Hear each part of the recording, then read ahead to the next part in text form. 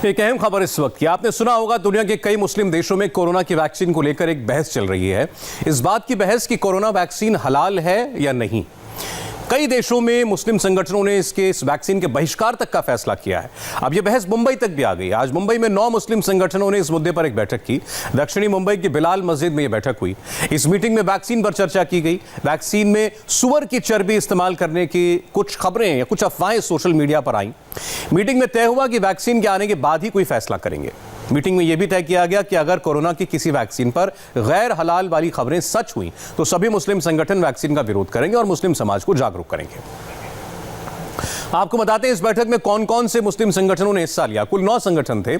All India Sunni Jamiat Ulema, रजा academy, Jamia केंद्रीय अशरफिया, जमात उलेमा अहले सुन्नत, अंजुमन बरकात रजा, दारुल उलूम हनफिया रज़विया, दारुल उलूम फैज़ान मुफ्ती आज़म, तंजीम आइन मई मस्जिद और ऑल इंडिया मसाजिद काउंसिल। ये तमाम वो संगठन थे जिनकी ये बैठक हुई। तस्वीरें भी आप देख रहे हैं। बहस इस बात पर है कि ये वैक्सीन जो है कहीं ये गैर हलाल ना हो। इंडिया टीवी के संवाददाता राजेश कुमार ने रजा अकेडमी के सेक्रेटरी मौलाना नूरी से बात की। उन्होंने हमें पूरी बात समझाई। मौलाना नूरी ने बताया कि आखिर हलाल और गैर हलाल की बात हिंदुस्तान और मुंबई में फैली कैसे। उलमा जो है ऑल इंडिया उलमा काउंसिल जो है पूरे इंडिया की यह तंजीम है। रजा अकेडमी जो है ये ऑल इंडिया है और उसके अलावा भी हमारी जो है तंजीम में मसाजिद है और बहुत सारी तंजीमों ने सब ने मिलकर मीटिंग किया। और कितने लोग थे मीटिंग में? ये तकरीबन 100-150 उलमा किराम हमारे थे। और अगर हम उलमा काउंसिल की बात करें तो कहाँ कहाँ ये देश में फैला है? ये पूरे मुल्क में हर जगह हर सिटी में फैला हुआ है। ये आप लोगों की बात जो है वो मुसलमान सुनता है, आपके कौम के लोग सुनता है, कौम में हमारी जाता है। और हम लोग चूँकि शरई तौर पर बात करते हैं, हम लोग गैर शरई जो पॉलिटिकल बात करते नहीं हैं और पॉलिटिक्स से हमारा कोई वो भी नहीं है। चूँकि ये खालिस मजहबी मसला है तो उलमा ही की बात लोग सुनते हैं। अगला सवाल ये है कि वैक्सीन को लेकर बहुत सारी बातें कही जा रही हैं कि जो माइनॉरिटी कम्युनिटी है उसमें बहुत सारे शक हैं, सवाल हैं कि आखिर वैक्सीन लेना है नहीं लेना है। उसको लेकर इस मीटिंग में क्या चर्चा हुई, क्या बातें की आपने? वही बात की। चूँकि वैक्सीन अभी आई नहीं तो उसके बारे में जो है बिला वजह जो है किसी भी खलफशार में इंतशार में पड़ना जो है बेवकूफ़ी वाली बात है। वैक्सीन आएगी और वैक्सीन में क्या क्या चीज़ें हैं मालूम पड़ेगा, उसके बाद ही कुछ बात होगी। उसको लेने की ज़रूरत है कि नहीं आएगी तो अगर वैक्सीन मुस्तकबिल के लिए जो है आगे के लिए जो है आदमी उसको प्रोटेक्शन देता है, उसकी हिफाजत के लिए, जैसे जो है पोलियो वगैरह का डोज था उसमें भी लोगों ने मुखालफत की लेकिन वापस लगाया लोगों ने। तो मुखालफत क्यों, जब जान रहे हैं कि पोलियो का मुखालफत की फिर लगाया लोगों ने? तो जब वैक्सीन आ रही है तो उसमें क्या जानकारी क्या हासिल करना चाहिए? ऐसा है कि वैक्सीन के जो है पोलियो का वैक्सीन था उसके बारे में कुछ लोगों ने जो है ये भ्रम फैला दिया था कि भाई इसके अंदर ऐसा है कि बच्चे पैदा नहीं होंगे और नस्लें बर्बाद हो जाएंगे। ऐसा तो लोगों को मिसगाइड करने वाले भी हमारे मुल्क में लोग हैं। तो ये भ्रम था ना? हाँ, ये भ्रम था। इसको लेके भी आपको लग नहीं रहा है कि इस तरीके की जो बात बाकायदा अगर आप लोग अपने तरफ से ये कहें वैक्सीन आए और उसको लगाएं, अब ये हम उसको जांचेंगे परखेंगे, उसके बाद उसमें वक्त चला जाएगा ना बहुत लंबा। आई नहीं तो अभी जांचने परखने का कोई सवाल ही नहीं। किस चीज़ को लेके शक है कि वैक्सीन को हमको जांचना पड़ना है? क्यों, किस वजह से? नहीं, अगर ये मतलब जैसे हमारे यहाँ जैसे हमारे मुफ्ती साहबान ने बताया कि भाई अगर उसके अंदर सूअर का कोई चर्बी है या सूअर का कोई हड्डी है या तो चूँकि हमारे यहाँ जो एक नापाक जानवर है सूअर, उसका इस्तेमाल किसी भी सूरत में हम नहीं कर सकते हैं इसके लिए, और बाकी कुछ नहीं। सूअर वाली बात कहाँ से सामने आ गई? लोगों ने वही बता रहा ना कि सोशल मीडिया में इसमें लोगों ने फैला दिया इस तरह से,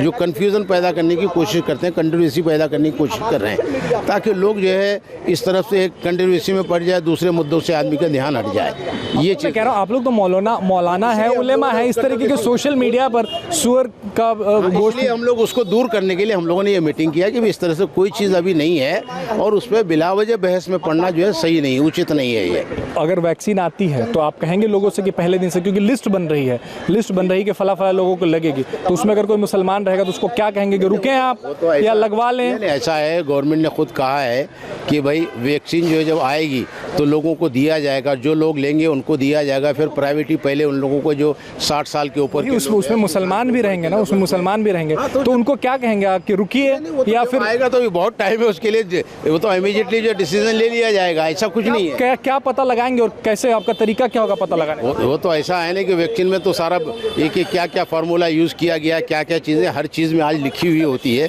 उसका बारकोड होता है, बारकोड से 2 सेकंड में मालूम पड़ जाता है। आज तो सारी चीज़ें एडवांस टेक्नोलॉजी इतना हो गया है, 2 मिनट में मालूम पड़ जाता है। तो अभी आप लोग के और अलावा फिर जो है चाइना हम तो चाइना कह के हम लोगों को डरा रहे हैं। चाइना से हमारा क्या लेना देना है? जर्मनी ने बनाया, फाइजर कंपनी ने बनाया, उनका ये कहना कि हमने किसी चीज़ का ऐसा इस्तेमाल किया ही नहीं। दूसरा जो है स्ट्राइक का, दोनों बातें आप कह रहे हैं कि जब वो कह रहे हैं, पहले आपने कहा कि भ्रम पोलियो के लिए भी फैलाया गया था, कंपनियां भी ये कह रही हैं कि ऐसा नहीं है, फिर इंतजार हम किस बात का करें? वैक्सीन आए तो लगवाएं ना उसे तुरंत। में बारकोड होता है, बारकोड से सारी चीज़ें मालूम पड़ जाती है कि इसमें क्या क्या चीज़ें हैं, तो उससे मालूम पड़ जाएगा। रजा अकादमी के मुफ्ती मंजर हसन अशरफी ने इंडिया टीवी के संवाददाता संदीप चौधरी को वो मैसेज दिखाया जो चीन की वैक्सीन के नाम पर वायरल किया गया है। तहरीर इत्तफाकी तौर पर माने के मीडिया के लिए और आवाम के लिए और आई है, वो ये है कि खिंजीर सूअर हराम नजिसुल ऐन है, कुरान मजीद में उसे नजिस फरमाया गया है। इसका हर जुज़ खा गोश्त हो या चर्बी, हड्डी हो या खाल, बल्कि उसका बाल नजिस व नापाक है। यहाँ तक कि खिंजीर का बाल भी अगर कुएं में गिर जाए तो पूरा कुआं नापाक हो जाएगा। लिहाजा किसी भी दवाई या वैक्सीन या किसी भी चीज़ में खिंजीर का कोई भी जुज़ इस्तेमाल किया जाए तो वो बिल्कुल नापाक और हराम है। इसका इस्तेमाल हरगिज़ जायज़ नहीं। ये यकीन रखा जाए कि हराम चीज़ में अल्लाह तबारक व तआला ने शिफा नहीं रखी है। हदीस पाक में है, आका अलैहि वसल्लम इरशाद फरमाते हैं, बेशक अल्लाह रब्बुल इज़्ज़त ने तुम्हारे लिए उस चीज़ में शिफा नहीं रखी है जिसको तुम्हारे ऊपर हराम करार दिया है। अब रही बात आपके ये कोरोना वैक्सीन के बारे में, तो इस सिलसिले में उलमाए किराम की अभी तक कोई तहकीक मुत्तफ़क़ा फ़ैसला नहीं आया है। लेकिन ये मैसेज किसकी तरफ से आया था आपके पास कि इस तरह की वैक्सीन आ रही है तो इसमें ये चीज़ें इस्तेमाल की? ये तो चाइनीज़ वैक्सीन इंडिया में आएगी, ये बात तो सच नहीं है। इंडिया में जो ये वैक्सीन आ रही है वो तो इसके पहले इंडिया भी, ये तो आप भी जानते हैं, हम भी जानते हैं, सब लोग जानते हैं। जो भी अदना सभी ये वैक्सीन और दवाई वगैरह से ताल्लुक़ से रखते होंगे इस जानकारी, वो जानते हैं कि कोई भी वैक्सीन को, अक्सर वैक्सीन ऐसी होती है कि जिसको एक जगह से दूसरी जगह ले जाने के लिए, हमलो नकल के लिए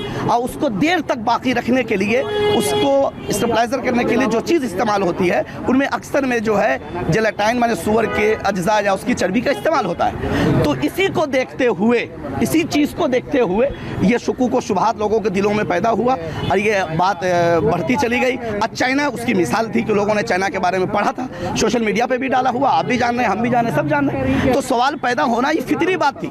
इसीलिए उलमा बैठे कि भाई अभी इस सिलसिले में शोरगुल करने की कोई ज़रूरत नहीं है। जब तक वैक्सीन आती नहीं है, उसमें क्या क्या चीज़ शामिल है, लिस्ट नहीं मालूम होती है, उस वक्त तक अब क्यों लोगों को बरगला रहे हो या परेशान कर रहे हो? तो पहले लिस्ट चाहिए तभी वैक्सीन ली जाएगी। हाँ, जाहिर सी बात है कि अगर इस सिलसिले की आवाज़ उठी है या हमें शक व शुबा होगा कि इसमें क्या क्या चीज़ है, तो हम उसकी तहकीक ज़रूर करेंगे। और ये हमारी नहीं, सबकी ये जिम्मेदारी है कि आप खा के आ रहे हैं, पी के आ रहे हैं, उसकी तहकीक होनी चाहिए। ऐसा नहीं है कि हलाल या गैर हलाल वाली अफवाह एक मस्जिद या किसी एक इलाके में फैली हो, ये बात लगभग हर इलाके में पहुंच चुकी है। हमारे रिपोर्टर संदीप चौधरी नागपाड़ा इलाके की एक मस्जिद में गए, वहां लोग क्या सोच रहे हैं इस बारे में आप ये भी देख लीजिए। इस वक्त हम हांडी वाली मस्जिद में मौजूद है जो कि नागपाड़ा में है। मौलाना एजाज कश्मीरी इस वक्त हमारे साथ मौजूद है। क्या चर्चा है और क्या कहेंगे इस वैक्सीन को, क्योंकि कई लोग ऐसे, कई मौलाना ऐसे, रजा अकादमी भी इसके विरोध तक आ चुकी है, क्या कारण?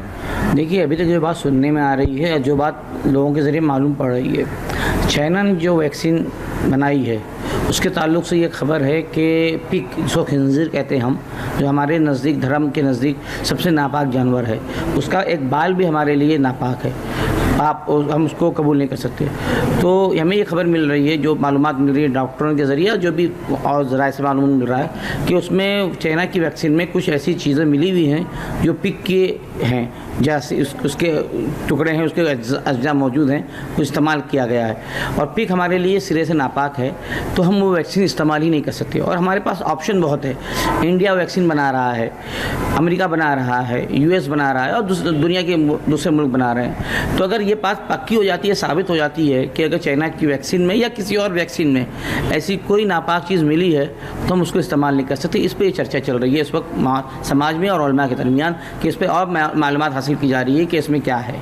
तो अभी कब तक ये मालूमात होगी, क्योंकि वैक्सीन आने को अभी वक्त लगेगा, ये भी प्रशासन की तरफ से कहा जा रहा है। उसी वक्त ये तय हो पाएगा कि इसमें क्या क्या चीज़ों का इस्तेमाल किया गया है। नहीं, कुछ इस्लामी ममालिक ने, कुछ मुस्लिम कंट्रियों ने, मलेशिया ने और दूसरे ममालिक ने जो है पाबंदी भी चाइना की वैक्सीन पे लगा दी है।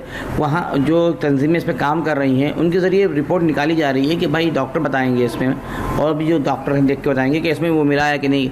लेकिन सुनने में आ रहा है कि चाइना ने खुद इसको एग्री किया है, कबूल किया है कि हमने इसमें पिक के जो है अज्जा मिलाए हैं, क्योंकि उसकी टाइमिंग बढ़ाने के लिए अगर वो 2 महीना दवा काम करती है तो वो 4 महीना करे।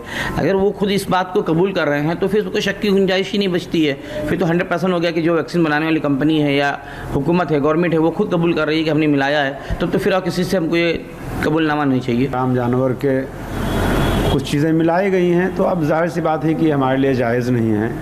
तो हम उस पर तो ये कहेंगे कि अगर ये बात साबित होती है कि चाइना ने ऐसी कोई चीज़ मिलाई है जो हमारे लिए जायज़ नहीं है, तो हम उसको इस्तेमाल नहीं कर सकते हैं। बहरहाल ये बात तो भी चर्चे में है, कहाँ तक ये बात सही है कि गलत है, ये तो बात की बात है। अगर ये बात सही है तो जाहिर सी बात है इस पर उलमा फिर आगे आएंगे और उसका विरोध करेंगे। मौलाना साहब और कारी साहब की बातों की तायीद करते हैं। सच्चाई यही है और कौम में जो बात पहुंच रही है इसी लेवल की पहुंच रही है, जो डॉक्टरों के ज़रिए या उलमा के ज़रिए ये चीज़ मालूम हुआ, तो सच्चाई जो है तो उसे कबूल करना है, और जो चीज़ हराम है हमें उस चीज़ से बचना है। हिंदुस्तान के अंदर जो बातें जो फैल रही हैं, जो हमारे धर्म में नहीं है, उसको मतलब नहीं माना जाएगा, मतलब इस्लाम में नहीं है, उसको माना नहीं जाएगा। अगर हमारे उलमा कराम बोल देंगे कि इसको इस्तेमाल करो तो सवाल ही नहीं, और हमारे उलमा मना कर देंगे कि भाई ये चीज़ हराम है, तो सवाल ही नहीं कि हम उसको इस्तेमाल करेंगे। मेरा नाम मोहम्मद नाज़िम है। कोरोना वैक्सीन को लेकर भले विवाद शुरू हो गए हों, लेकिन पूरा देश वैक्सीन के आने का बहुत बेसब्री के साथ इंतजार कर रहा है। ब्रेक के बाद हम बात करेंगे रजनीकांत की। कोरोना की मार ने रजनीकांत की फिल्म पर कैसे ब्रेक लगा दिया, देखिए एक ब्रेक के बाद।